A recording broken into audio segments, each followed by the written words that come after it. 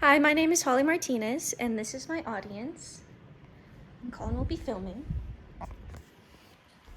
And before I start, here's a visual aid. It's a picture of the country that I'll be talking about. So what if I told you that the richest country in the world is a country that you probably have never even heard about? Also regarded as being the money laundering capital of the world, Liechtenstein is a small and often forgotten about country full of amusing anomalies. Today I'll be talking about Liechtenstein and all of the nation's fascinating features. While it is rare for one to encounter a native Liechtensteiner, it is rare that citizens from another country are aware of Liechtenstein's rich history and its impact on a global scale. Liechtenstein is an important country regarding European history and is a driving force economically, with an underdog story that I believe everyone can find entertaining, especially the average naive American. I too was oblivious to the existence of the Principality of Liechtenstein. However, through an extensive amount of research, I believe I've compiled enough information and insight on the country in order to share its inspiring story and its admirable way of life. Specifically, I'll be addressing the history, global impact, and culture of Liechtenstein, the world's smallest powerful nation. Located in Western Europe, landlocked between Switzerland and Austria, and roughly 160 square kilometers in area, Liechtenstein is a mountainous microstate with cloudy wet winters and mild cool summers. To begin with the history of Liechtenstein, we must go back to the Holy Roman Empire, where the principality was first established in 1719. And as reported by Britannica, the principality became an individual territory in 1866, after a tumultuous ruling by the German Confederation for almost a century. From then on, the small defenseless country was dragged through the Napoleonic Wars, World War I, and World War II, due to its close proximity to conflict between Axis and Allied powers. This left Liechtenstein to depend on nearby nations for relief, such as Switzerland, a nation Liechtenstein still has a close relationship with today and even shares the Swiss franc as a form of currency with. According to the CIA World Factbook, Liechtenstein has remained a neutral territory since World War II and does not have any form of a standing military. Although characterized as essentially neutral, there is a dark history of Nazi sympathy within Liechtenstein, as well as the use of Jewish prisoners from concentration camps during World War II for the purposes of labor within Liechtenstein. While the destruction, fear, and greed of warfare left Liechtenstein powerless and corrupt, the decades following World War II was an immense turning point for the country, leading to prosperity that nobody could have ever expected. Ruled by a semi-constitutional monarchy, the country of just a little over 38,000 people rose out of their rural cornerstone standing in Europe and became a hub for industrialization.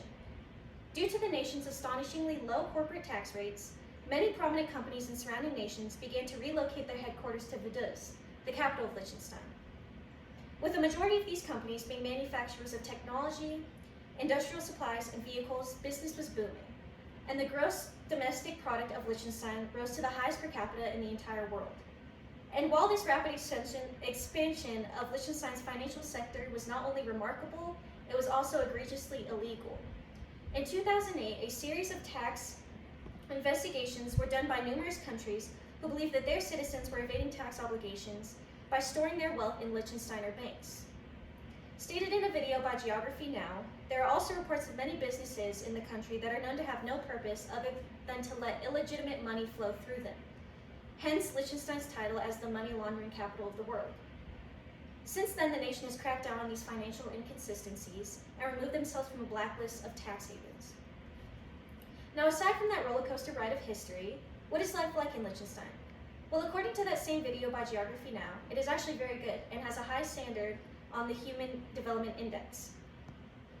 With only a third of the population being native Liechtensteiners, there's no question that citizens from surrounding countries find solitude in the quiet, well-mannered way of life in the Alpine territory. Because of this, the official language of Liechtenstein is German, and due to it being the last remaining territory from the Holy Roman Empire, about 75% of its citizens are Roman Catholic. The life expectancy of the average Liechtensteiner is 82 years old, surpassing many other European countries statistically.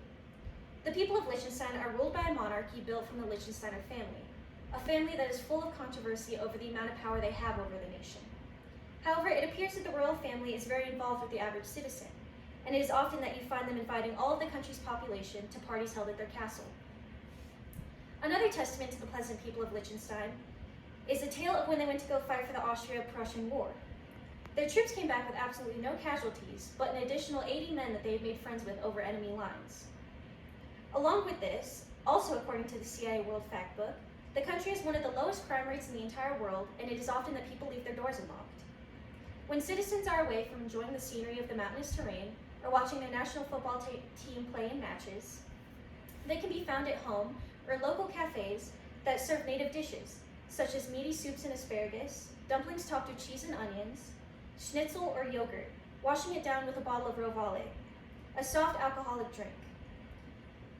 It is also known that Liechtensteiners love their wine, and it is even said once that they settled a dispute with the Swiss army over a crate of white wine.